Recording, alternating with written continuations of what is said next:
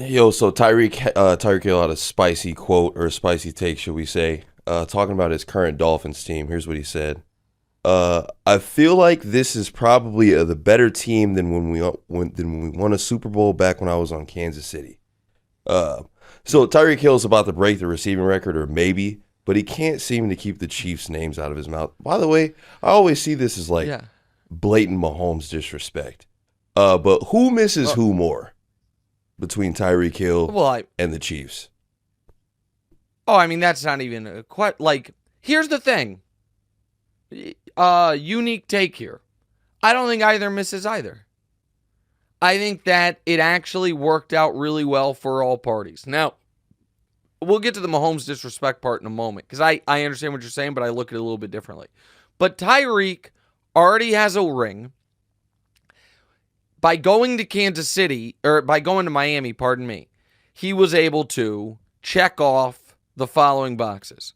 Make way more money than he was going to make in Kansas City. Still continue to produce at a Hall of Fame level, and his production actually went up a touch, and you could argue it's for a lot of people it's more impressive now. It's not like, well, you're a great player, but you have the best quarterback in the league. Everybody believes he is the engine that makes that team go. And so he got all of those things, and he gets to live in Miami, which for Tyreek Hill is probably better than living in Kansas City. And that's no disrespect against my hometown, but particularly, not for everyone wouldn't choose Miami over Kansas City, depending on the environment you want to be in or how much you value the weather, whatever it is. But I think for Tyreek Hill, it's perfect. The Chiefs, on the other hand, have so many resources poured into the offense to be able to use Tyreek Hill to get Trent McDuffie to free up salary cap space to build this young, dominant defense and win the Super Bowl with the first year without him. And if anybody, not that there were a lot of questions about Mahomes, but if there were, the questions were only, well, he has Tyreek Hill and Andy Reid, and that, like, what would he be like if he didn't have all these weapons? And his first year without him, wins the MVP, highest scoring team in the league, scores 38 in the Super Bowl, answers all those questions. So for right now, I think it is a win-win. I don't think it's going to feel that way in a year or so, because I don't think Tyreek's going to have these monster postseason moments, and I think he's going to miss that to a degree. So I think Miami is a good, not great team. I think Miami is a team that is not, as it's currently constituted, built to go on a deep playoff run. And Tyreek Hill was building the resume of one of the greatest playoff performers ever. And now, last year, obviously, Skylar Thompson was their quarterback for the one playoff game. So what are you going to do? But even this year, the Chiefs are back in the Super Bowl and Tyreek Hill is home by the divisional round. Then I think there'll be a little angst, if you will. But right now, I think it's worked out great for both parties. And listen, I love Tyreek Hill, the player. He's one of the greatest players, not only in Chiefs history, but he's one of the greatest players ever. I don't think that's an overstatement. I think that he is building the case that he should be in the discussion as the third greatest receiver ever. He's not there yet, but he's building the case that after Jerry and Randy, it could be Tyreek Hill. What were you going to say, DeMonte? Go ahead, sorry. Nothing. No, the pictures are cute. Do you want me to ask this next follow-up?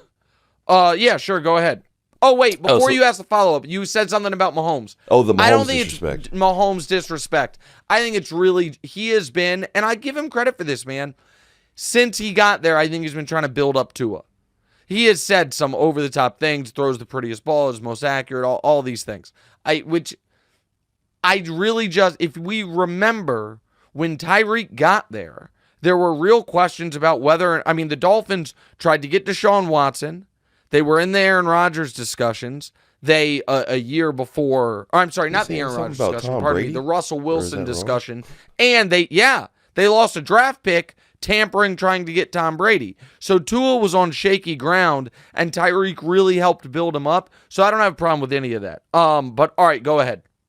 The 2019 Chiefs were 7-4 heading into December. Miami's 8-3. So should this be taken as a warning to the rest of the league? Is what Tyreek Hill is saying is kind of true? So I understand what he's saying, and there were similarities in that was a bend don't break Chiefs defense that just got some big stops. It wasn't a great defense. They had this dynamic offense. All of those things. The distinction is the Chiefs knew unequivocally that the postseason, they're even in 2019, they already knew that Mahomes was an elite postseason performer because they had seen him in 2018 win his first playoff game ever and then have three separate second half comebacks against Tom Brady and the Patriots in an all-time performance by him, and then lose in overtime without touching the ball, which we only talk about when it happens to poor Josh Allen and the Buffalo Bills. Probably cost the Chiefs Super Bowl that year. They didn't change any rules for us. But set that aside. Tua's never played in a playoff game. And that is the other thing about these NFL playoffs that is just bananas.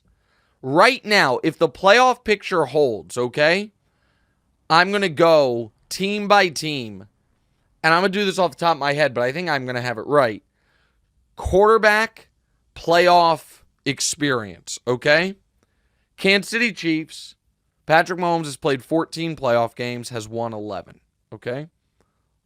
Lamar Jackson, 4 playoff games total, 1 victory. Trevor Lawrence, 2 playoff games total, 1 victory. Tua Tagovailoa has never played in the playoffs. Kenny Pickett has never played in the playoffs. Dorian Thompson-Robinson for Cleveland has never played in the playoffs. Gardner Minshew for the Colts. Did Gardner play? This one I got to look up. Did Gardner play in the playoffs like as a backup one? Like come into a game? No, he didn't. So right now, as the bracket is, every other starting quarterback in the AFC combined has 2 playoff victories, and then there's Mahomes with 11. And by the way, you go to the NFC, it's different, but it's still Jalen Hurts is. What is Jalen in the playoffs? Jalen Hurts is 2-2 in the playoffs. Brock Purdy is 2-1. And the 1 you can put an asterisk on if you want. Like he got knocked out of that game like instantly. Jared Goff. What is Goff in the playoffs? Is he 4-2? Let me I gotta look at that. Because Goff obviously had all those playoff games with Detroit. So Goff as a starter is 2-3, but he came in to a game that they ended up losing. But Goff as a starter is 2-3 in the postseason.